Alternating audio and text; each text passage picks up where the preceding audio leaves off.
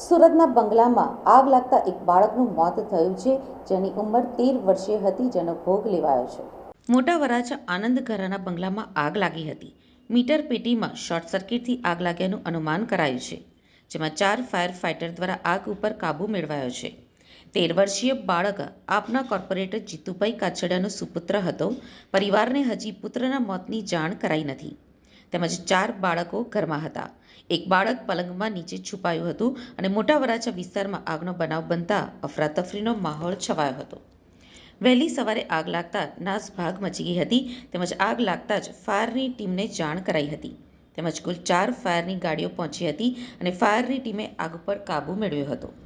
સુતા હતા, રાતે 2 વાગે આગ લાગી, ખબર પડી. આપણા તરીમાં ભાગમાં એક છોકરો રહી ગયો અને બાકી બધા ઉપર ચડી ગયા. એક છોકરો નીચે નીકળી ગયો નીચેથી, અને બાકી અમે બધા ઉપર થઈને બાજુના ધાબા પર કૂદકા મારી નીકળી ગયા. બહાર ઉપર ગયા પછી ખ્યાલ આવ્યો એક છોકરો રહી ગયો, પણ બધાને બહાર કાઢવામાં એક છોકરો ફસાઈ ગયો. વિપુલ સોહાગિયા, કોર્પોરેટર, સુરત મહાનગરપાલિકા. આજે રાત્રે ખૂબ જ દુઃખદ ઘટના બની ગઈ.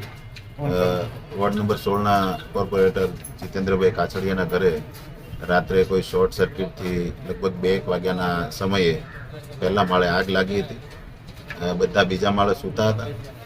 ધુવાડો આવ્યો એટલે ખબર પડી કે કંઈક આગ લાગી છે, એટલે તાત્કાલિક બધા નીચે ઉતરવા ગયા તો નીચેના માળે આગ લાગેલી હતી અને નીચેથી નીકળાય એવું નહોતું, એટલે બધા ઉપર અગાસી તરફ દોડ્યા અને ઉપર અગાસી પર જઈને બાજુની જે અગાસી છે તેની ઉપર કૂદીને જીવ બચાવ્યો.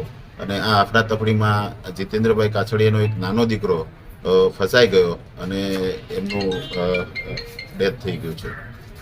ખૂબ દુઃખદ ઘટના બની ગઈ છે. ભગવાન એમના આત્માને શાંતિ આપે એવી પ્રાર્થના.